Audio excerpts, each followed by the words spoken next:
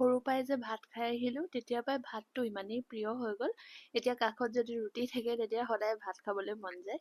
আৰু তেনেকৈ ডাঙৰ হৈ অহাৰ লগে লগে ভাতৰ প্ৰতি বেছি লোভটো আহিলে আৰু তেনেকৈ চিকেন বিৰিয়ানীৰ প্ৰতিও লোভটো বেছি আহি গ'ল।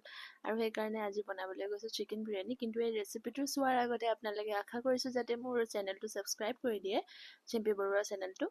আৰু তেন্তে ব'লক ৰেচিপিটোলৈ যাওঁ।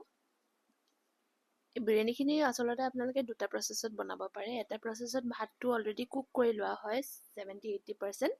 কিন্তু এইটো প্ৰচেছত মই সেনেকুৱা নকৰোঁ। সেইটো অলপমান দীঘলীয়া প্ৰচেছ হয় কাৰণে মই মাংসখিনি বনাই তাতে ভাতখিনি দি দিওঁ, মানে চাউলখিনি দি জোখত পানী দি আকৌ উতলাই দিওঁ আৰু তেনেকেই ধুনীয়াকৈ হৈ যায়। চ' এইটো প্ৰচেছটো ভাল লাগে।